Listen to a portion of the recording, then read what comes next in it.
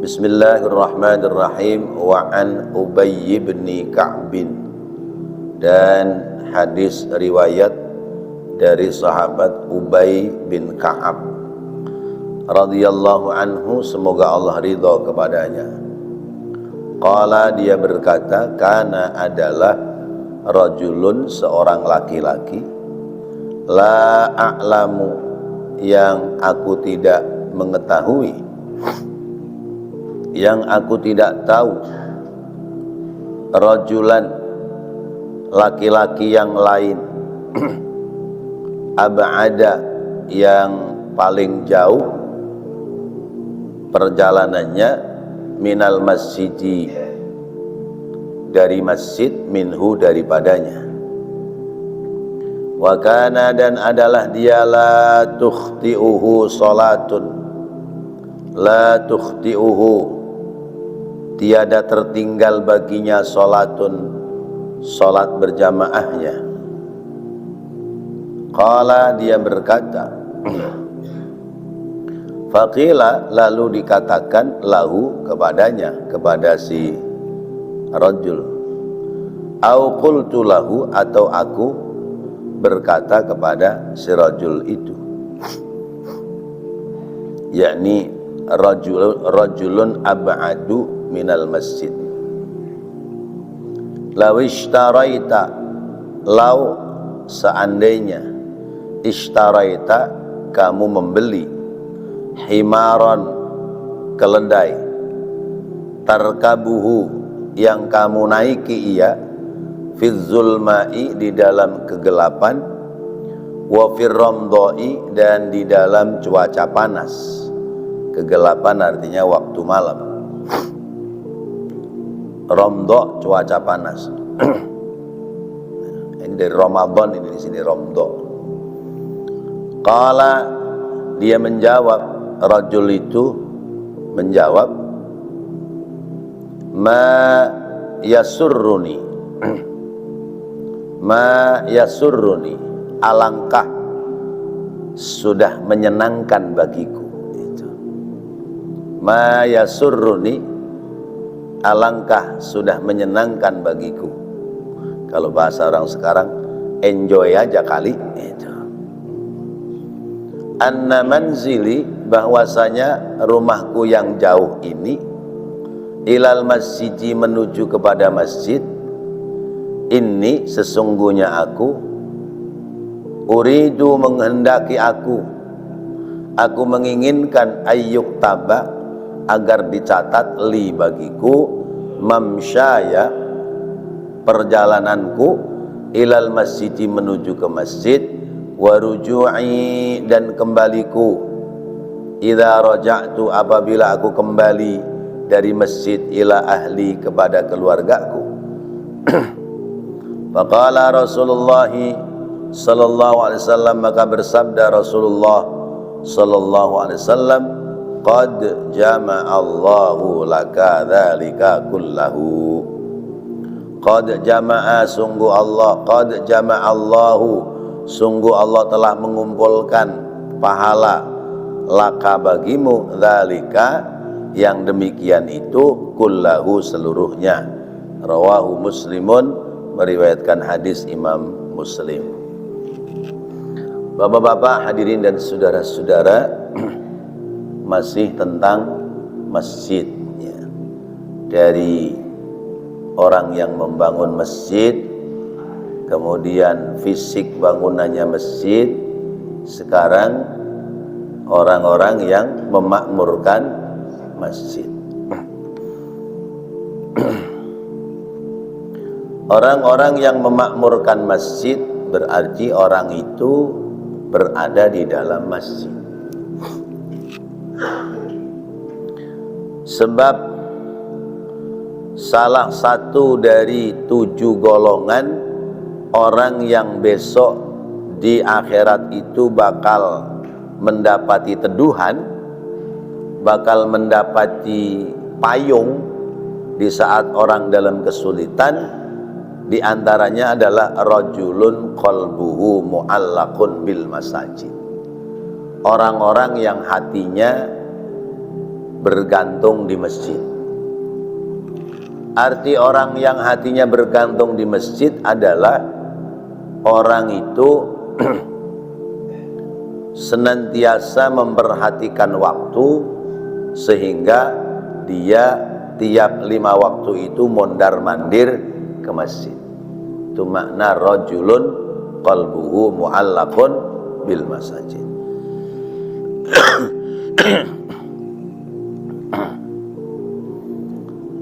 Nah,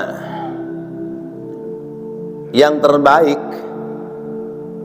orang ahli masjid itu adalah ab'aduhum mamsyan ilal masjid. Orang yang paling jauh perjalanannya menuju ke masjid, itu paling bagus. Maka dulu saya dipesenin sama guru, kalau mau beli rumah, cari rumah yang jauh dari masjid tapi ke masjid, sama yang dekat sama kuburan. Alhamdulillah saya dapat. Saya dapat rumah jauh dari masjid, yang nggak jauh banget sih, ada sekitar mungkin 500 meter lah. Jauh ke masjid, dekat sama kuburan. Lah, maksudnya apa?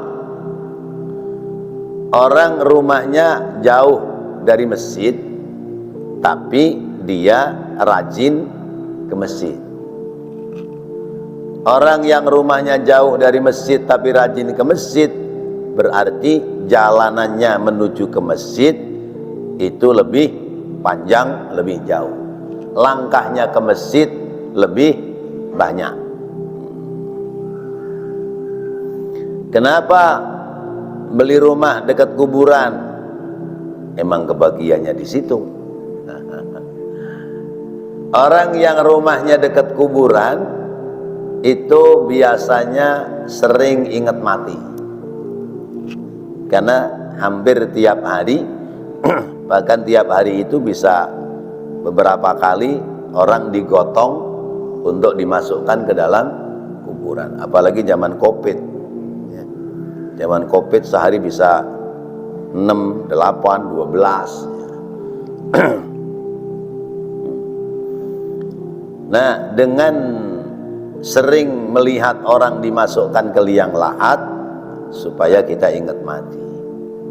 Tapi ternyata saya melihat kenyataannya, justru orang-orang yang rumahnya dekat sama kuburan baal sama penglihatan jenazah yang dibawa tiap hari. Tahu baal? Mati rasa. Karena seringnya lihat jenazah dibawa, bukan ingat mati, akhirnya udah biasa ya, orang mati dikubur ya biasa. Jadi akhirnya rasa dia bakal mati itu nggak ada, hilang. Buktinya mana? Buktinya mereka nongkrong-nongkrong di pinggir kuburan pada main gaple ya, ada yang main gaple, ada yang main remi, ada yang pacaran, ada yang macam-macam. Zaman dulu masih zaman dokter-dokteran, banyak yang pada latihan nyuntik di kuburan. Padahal mestinya menjadikan sebab ingat mati. Orang yang berangkat ke masjid yang dekat sama yang jauh lebih afdol yang jauh, lebih afdal yang jauh. Nah, ini ceritanya sahabat Ubay bin Ka'ab itu dia ketemu orang yang rumahnya paling jauh ke Masjid Madinah, Masjid Nabawi. Kata beliau, saya nggak lihat orang lain yang rumahnya lebih jauh dari orang ini. Ini orang rumahnya paling jauh ke masjid.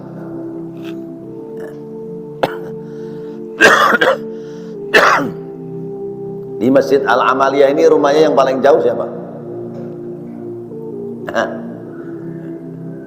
Ada? Jamaah lo ya. Kalau saya kan pendatang ini. Ya. Ada nggak ini kira-kira siapa rumahnya paling jauh dari masjid? Ya. Ada.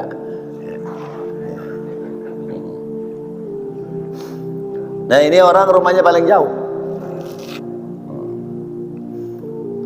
Ceritanya sahabat Ubay ini kesian. Sahabat Ubay kasihan. Ente rumahnya paling jauh. Aneh kagak lihat orang yang rumahnya paling jauh dari masjid kecuali ente. Gimana kalau ente beli kendaraan aja, beli motor aja dah. Ke masjid naik motor. Zaman dulu naik himar, keledai. Zaman sekarang naik Honda, PCX, NMAX, apalagi dah tuh. Sejenisnya ada ya. Saya saranin nih supaya ente beli motor dah yang nggak usah yang bagus, nggak yang baru, yang penting nyaman buat mondar mandir ke masjid. Ya, lumayan kalau malam gelap naik motor kan terang tuh. Ya. Siang panas naik motor kan nyaman. Yang istimewa lagi orang ini dia rumahnya jauh tapi nggak pernah ketinggalan sholat jamaah. Coba rumahnya paling jauh tapi nggak ketinggalan sholat jamaah. Dalam satu riwayat orang ini jalannya ke masjid itu kisaran jalan kaki 2 jam. Karena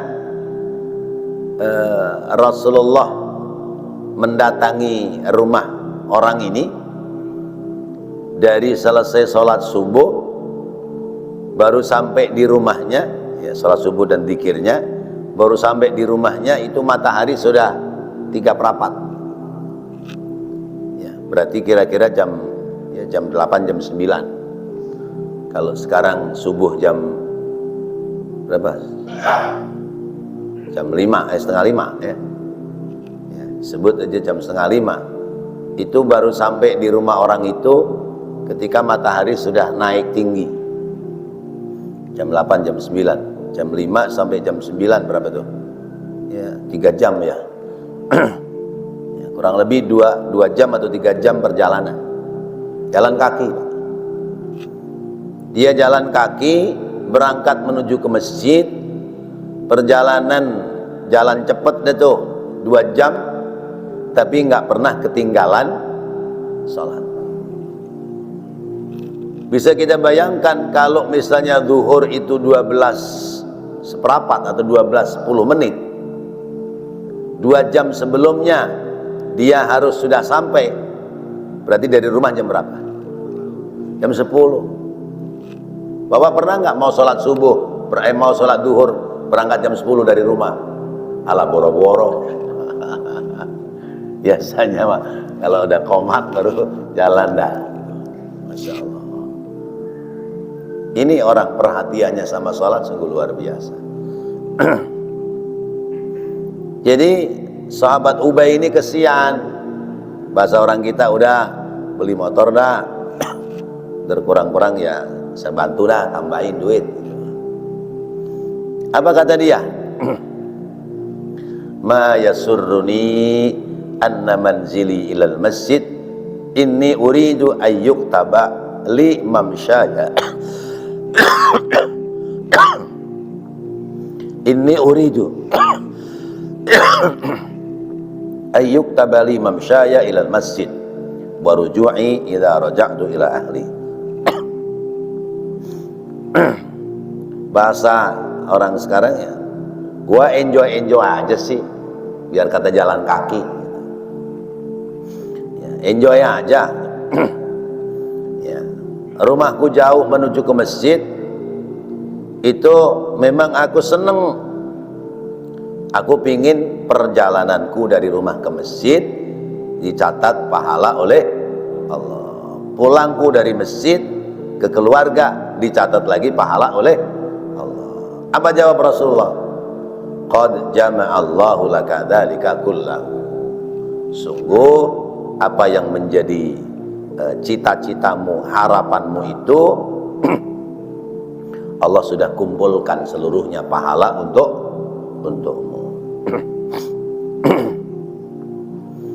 Dalam tafsir Yasin itu ada ayat begini, inna nahnu nuhyil mauta, terus wa naktubu ma qaddamu wa asarahum wa kulla syai'in ahsaynahu fi imamin mubin. Ya. Inna, sesungguhnya kami Allah, nahnu, ya kami Allah, nuhyi, menghidupkan, al-mauta, orang yang sudah mati, wa naktubu, dan kami mencatat, ma qaddamu, apa-apa yang sudah lewat dari yang dia perbuat, wa asarahum, dan bekas-bekas yang mereka tinggalkan, bekas-bekas sisa-sisa perjalanan hidupnya yang mereka tinggalkan. Wa kulla syai'in, dan tiap-tiap sesuatu itu ahsaynahu fi imamin mubin, aku tuangkan dalam kitab yang nyata, dalam catatan kitab yang besar. Jadi bapak-bapak dan saudara-saudara, perjalanan kita sholat berjamaah dari rumah ke masjid, dari masjid ke rumah, itu semua ada dalam catatan malaikat secara rinci. Misalnya dari subuh kemarin sampai subuh hari ini, Bapak berapa kali ke masjid sholat berjamaah, kemudian berapa kali meninggalkan sholat berjamaah, terus sekalipun Bapak nggak pernah menghitung berapa langkah dari rumah ke masjid, berapa langkah dari masjid ke rumah, semua ada catatannya secara rinci oleh bukunya malaikat. Bapak jalan ke masjid untuk berjamaah berapa kali, ya, kemudian tidak berangkat ke masjid untuk jamaah berapa kali, ya. Kita nggak ngitung. Seminggu ini absennya nggak jamaah berapa kali, Pak? Ngitung nggak? Nggak ngitung kita. Banyakan absen apa banyakan datang ke masjid berjamaah? Banyakan datang, alhamdulillah, ya. Banyakan datang sih alhamdulillah. Nah, itu semua catatan absensinya ada di tangan malaikat. Sehingga naktubu ma qaddamu wa asarahum, kami Allah mencatat apa yang telah mereka perbuat, ada catatannya semua. Wa asarahum, dan bekas-bekas peninggalan mereka, ya, bekas-bekas peninggalan mereka, semua ada dalam catatan Allah Subhanahu wa ta'ala. Nah, ayat ini kaitannya dengan kisah Bani Salamah. Bani Salamah itu rumahnya jauh dari Masjid Madinah. Lalu datang kepada Rasulullah, ya Rasulullah, kami agak kerepotan berangkat ke masjid. Jadi kami berencana mau jual rumah, terus mau beli lagi rumah dekat masjid. Bagaimana pendapat engkau ya Rasulullah? Kata Rasulullah, jangan, nggak usah dijual, nggak usah pindah rumah dekat masjid, karena rumah-rumah dekat masjid udah banyak. Orang-orang yang rumahnya dekat masjid, yang mereka lebih berhak mengelola masjid udah banyak. Jadi kamu jadi orang yang memakmurkan masjid saja. Akhirnya nggak dijual, ya, tetap jalan kaki dari rumah ke masjid.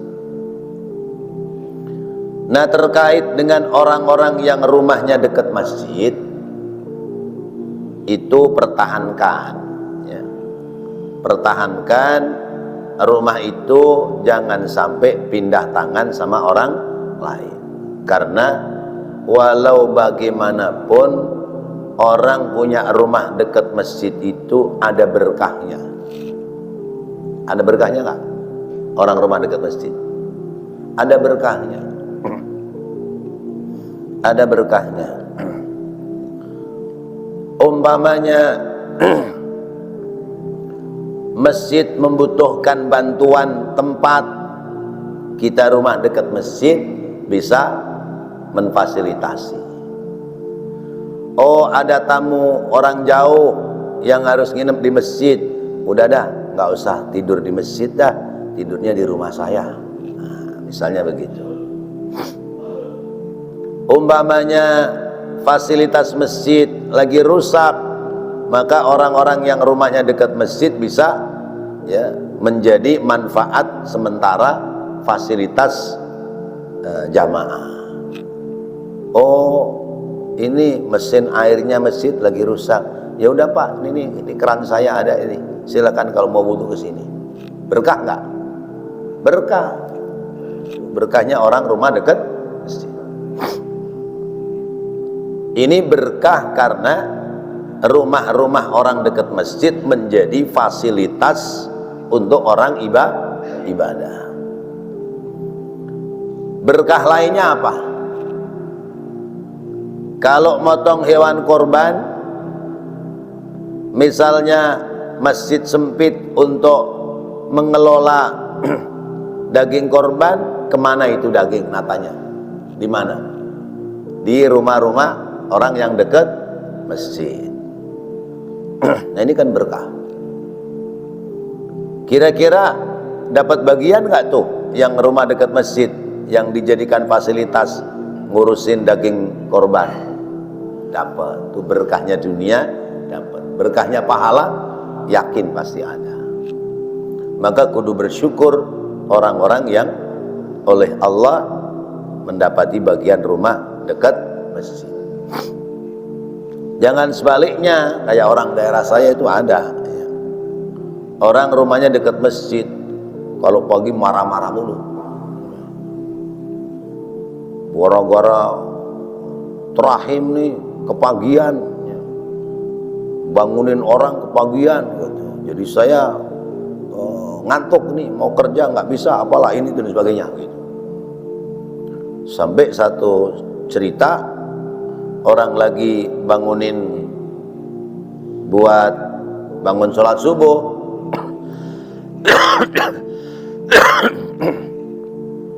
as-salatu khairum minan naum, bangun subuh kurang 20 menit, paranin Pak, digaplok. Itu orang dekat masjid, tapi dia tidak bisa menerima, mendapatkan berkahnya dari masjid. Nah, seandainya kita harus pindah rumah, rumah kita mau dijual, maka juallah rumah kita kepada sesama orang Islam. Jangan sampai karena orang non muslim berani bayar mahal, rumah kita dijualnya sama orang non muslim, padahal rumah kita depan masjid, kanan masjid, kiri masjid, belakang masjid. Kenapa? Karena nanti bisa menimbulkan masalah. Gara-gara rumah kita dibeli sama non muslim, ya, setiap dengar azan dia teriak-teriak, marah-marah, ya. Ganggulah, berisiklah dan sebagainya. Nah, maka misalnya dijual, biarin selisih sedikit, tapi yang beli masih saudara sesama orang Islam. Maka kalau mau jual rumah itu tawarin dulu ke tetangga, ya, sebelum menawarkan pada orang lain, tawarkan kepada tetangga. Wa an Jabir bin Abdullah, dan hadis riwayat dari sahabat Jabir bin Abdullah radhiyallahu anhu, semoga Allah ridho kepadanya. Qala, dia berkata, kanat adalah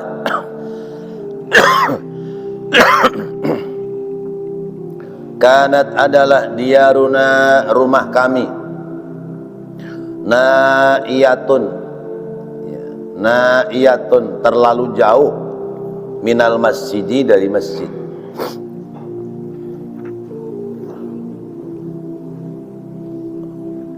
Fa'aradna, maka kami menginginkan, an-nabi'a buyutana, untuk menjual rumah-rumah kami.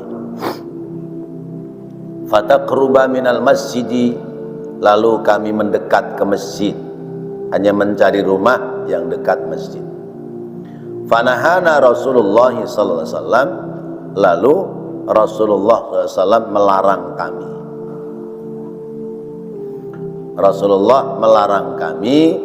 Faqala, kemudian beliau bersabda, innalakum bikulli khatwatin darajatan. Rawahu Muslimun. Innalakum, inna sesungguhnya lakum, bagi kalian, bikulli khatwatin, pada tiap-tiap langkah, ya, tiap-tiap langkahmu menuju ke masjid, darajatan, ada satu derajat, satu tingkat keuntungan pahala di sisi Allah Subhanahu wa ta'ala.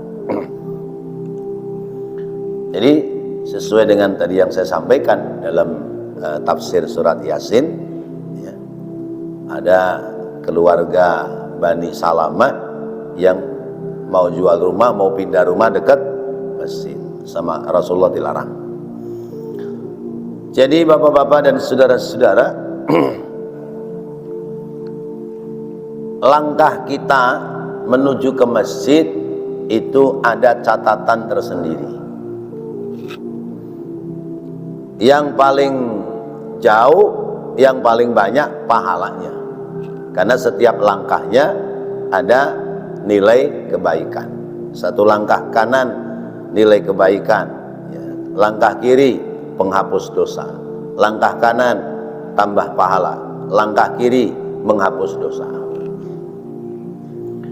Nah itu orang yang berangkat ke masjid. Maka sholat di masjid dengan sholat di rumah tentu nilai pahalanya menjadi berbeda.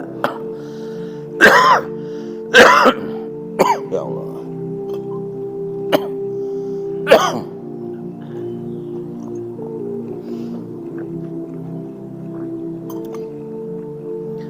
Salat di masjid berjamaah dengan salat di rumah pahalanya tentu pasti berbeda.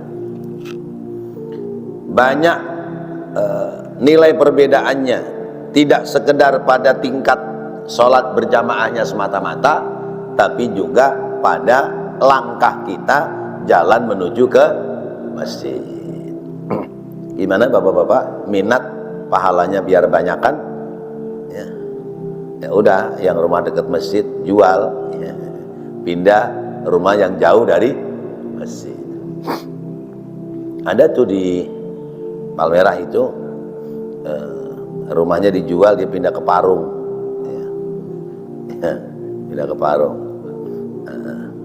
Terus masih mondar-mandir juga ke Palmerah. Kata saya, Bapak niatin aja.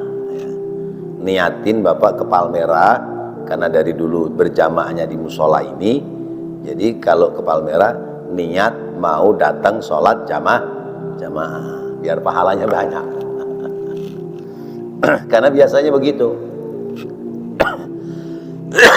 Biasanya orang nafsu banget jual rumah, ya. Ya sebabnya macam-macam lah. Mungkin sebab punya utang, mungkin sebab ya cara berpikirnya pingin pindah ke pinggiran supaya dapat tanah lebar dan sebagainya, macam-macam alasannya. Tapi begitu sudah dijual, dia pindah ke lain tempat, akhirnya emang sumber rezekinya di Sini ujung-ujungnya rumahnya sono ditinggal. Tiap hari masih ada di tempat di mana dekat yang rumah dia jual. Kadang-kadang begitu. Ada nggak yang orang daerah sini begitu? Kadang begitu. Emang ma'isyahnya di sini, sumber rezekinya di sini, ya udah, ya nggak usah dijual itu. Tapi kadang orang karena keburu nafsu jual, udah dijual aja nyesel dah. Nah, begitu pula sebaliknya, kalau tadi kita jual rumah, ya, rumah kita dekat masjid, jual rumah, pilih pembelinya sesama orang Islam. Sekarang kebalikannya, kita mau beli rumah. Kalau kita mau beli rumah, itu lihat tetangganya kanan kiri. Jadi ad-daru qoblal jar. Lihat tetangganya dulu sebelum kita beli rumah. Al-jaru qoblad dar. Lihat dulu tetangganya sebelum kita putuskan kita beli ini rumah. Karena kadang-kadang yang terjadi, ya, memang mungkin dari sisi feng shui-nya bagus, ya, untuk usaha. Tapi lingkungannya nggak bagus, ya. Akhirnya buat kita dan keluarga nggak nyaman, nggak enak. Orang kadang-kadang kita yang sudah lama tinggal di situ aja, tiba-tiba ada pendatang baru, orangnya rada-rada sama kita, ya ada yang begitu, ya. Ada yang begitu. Nah, maka kalau kita mau beli rumah, kita lihat dulu lingkungannya. Oh, lingkungannya nyaman ini, lingkungannya bagus, boleh kita beli, karena kita menempati tempat itu tidak sehari dua hari. Dan ingat, pertimbangan kita adalah cari orang-orang yang lingkungannya, agamanya bagus, afiliasi untuk ibadah, fasilitas ibadahnya ada, semisal masjid, musola, atau majelis-majelis taklim di situ. Maka sudah putuskan, oh saya beli rumah di sini aja. Karena apa? Ini untuk kelangsungan kehidupan, bukan sekedar kehidupan kita, tapi juga kehidupan keluarga kita, istri dan juga anak-anak kita. Wallahu a'lam bishawab. Mungkin ada yang menambahkan? Ya.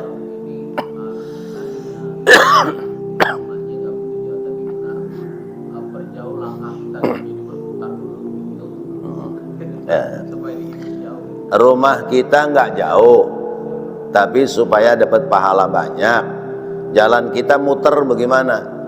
Pak, mau kemana? Masjid Amalia. Lu kok jalannya ngetan? Iya, mau lewat Tenabang, muter. Misalnya gitu. Caranya tidak seperti itu. Orang yang rumahnya dekat dengan masjid, supaya pahalanya tidak kalah dengan orang yang jauh dari masjid, maka berangkat ke masjidnya lebih awal. Karena duduk kita di masjid, iktikaf kita di masjid, itu sudah ada hitungan pahala. Orang sedang jalan menuju ke masjid, kita sudah ada di dalam masjid, maka pahala kita tidak kalah dengan orang yang jauh dari masjid. Caranya begitu. Kecuali pulang sholat id. Pulang sholat id itu disunatkan jalan berangkatnya sama jalan pulangnya berbeda. Tapi kalau rumah kita cuma di situ, nggak ada akses jalan lain, kalau jalan lewat yang lainnya nggak nyampe rumah. Nah, jadi caranya seperti itu. Kalau rumah kita dekat masjid, bagaimana caranya supaya tetap ada pahala yang banyak? Maka lebih awal datangnya menuju ke masjid. Cuman kenyataannya berbalik. Justru orang-orang yang jauh udah sampai di masjid, orang yang dekat belum sampai ke masjid. Tuh lihat tuh kalau sholat Jumat, yang di dalam masjid orang jauh apa orang dekat? Orang jauh. Yang orang dekat di mana? Emperan masjid sono. Ya, karena apa? Dia dengar dari rumah, baru adzan, biarin lah, daripada ntar dengerin khutbah ngantuk, biarin aja dah belakangan. Ada yang ntar aja kalau udah komat, itu gara-gara rumahnya dekat masjid. Ya udah tambah kalah dengan orang yang jauh dari masjid. Demikian. Ya. Cukup? Baik, mudah-mudahan apa yang kita bahas, kita pelajari pagi hari ini menjadi tambahan ilmu yang bermanfaat. Amin ya Allah ya Rabbal alamin. Rabbana taqabbal minna innaka antas samiul alim wa tub alaina innaka antat tawwabur rahim. Rabbighfir warham wa anta khairur rahimin. Allahumma inna nas'aluka khaira hadzal yawm fathahu wa nasrahu wa nurahu wa barakatahu wa huda. Allahumma inna nas'aluka khaira hadzal yawm wa khaira ma fi wa khaira ma qablahu wa khaira ma ba'dah wa na'udzu bika min syarri hadzal yawm wa syarri ma fi wa syarri ma qablahu wa syarri ma ba'dah. Allahumma inna nas'aluka min fujaatil khair wa na'udzu bika min fujaatil syarr.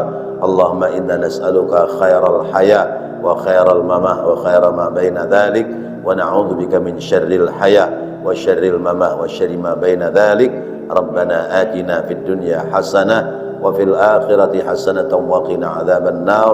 Wa sallallahu ala sayyidina Muhammad wa ala alihi wa sahbihi wa sallam walhamdulillahi rabbil alamin. Wassalamu alaikum warahmatullahi wabarakatuh.